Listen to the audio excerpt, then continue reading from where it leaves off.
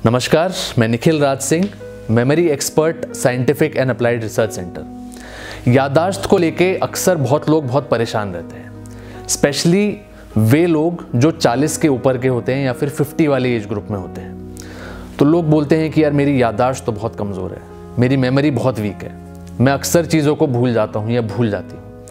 तो आपने देखा होगा ऐसे लोग अक्सर दूसरे लोगों पे डिपेंडेंट हो जाते हैं। सपोज़ आपको शाम के 5 बजे किसी से मिलने जाना है तो बोलेंगे यार अपने दोस्त से बोलेंगे कि यार मुझे जो है एक बार याद दिला देना, मुझे उस पर्टिकुलर इंसान से मिलने जाना है। या फिर क्या होता है कि हम फ़ोन्स में रिमाइंडर लगा लेते हैं कि भाई 10 बजे दवाई खानी है, तो वो हमारा फ़ोन बताएगा हमें।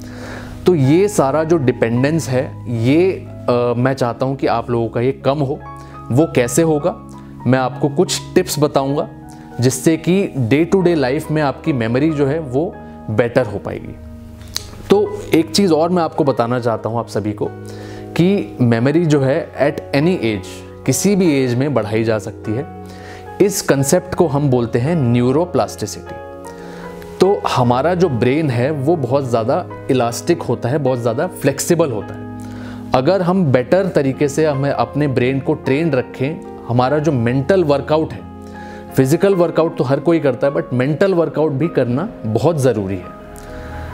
तो इसमें क्या होता है कि हमारा जो न्यूरोप्लास्टिसिटी यानी कि हमारे ब्रेन की जो कैपेबिलिटी है वो at any point, at any as develop करी जा सकती है, क्योंकि हमारे जितने न्यूरॉन्स स्ट्रांग रहेंगे उतनी हमारी मेमोरी अच्छी हो पाती है। नए नए न्यूरल पाथवेज हम फिर क्रिएट कर सकते हैं। तो आपके सामने एक एग्जाम्पल मैं बताना चाहता हूँ जो कि गाड़ी चलाने का है, कार चलाने का। आपने देखा होगा शुरुआत में बहुत प्रॉब्लम होती है कार चलाने में, बिकॉज हमारा ब्रेन जो है उस पर्टिकुलर टास्क के लिए वो ट्यून्ड नहीं हुआ उस टाइम, इसीलिए हमें थोड़ी सी शुरुआत में प्रॉब्लम होती है। कई बार होता है हम ब्रेक की जगह एक्सेलेरेटर दबा देते हैं, एक्सेलरेटर की जगह ब्रेक दबा देते हैं, उसमें बहुत परेशानी होती है।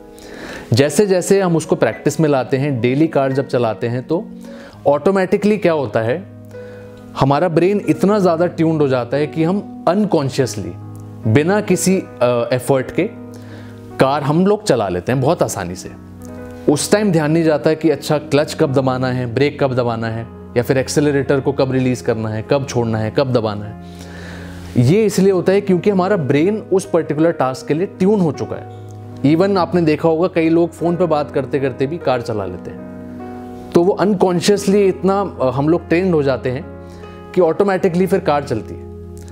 तो मेरा कहने का यही मतलब है कि हम जितना मेंटल वर्कआउट अपना करते हैं, फिजिकल वर्कआउट के साथ साथ मेंटल वर्कआउट भी बहुत ज़्यादा ज़रूरी है। अपने ब्रेन को हम जितना शार्प रखेंगे उतना ही हमें बेनिफिट मिलेगा और उतनी ही हमारी मेमोरी जो है वो बेटर हो पाएगी। अब जैसे इसमें क्या होता है, फिजिकल वर्कआउट जब हम करते हैं तो फिजिकल वर्कआउट के टाइम अगर आप देखें, अगर आप जिम में जाएं, आप डेली अगर 2 kgs के डंबल्स उठा रहे हैं तो आपको क्या कोई बेनिफिट मिलेगा? नहीं, आप सेम लेवल पे रह जाएंगे।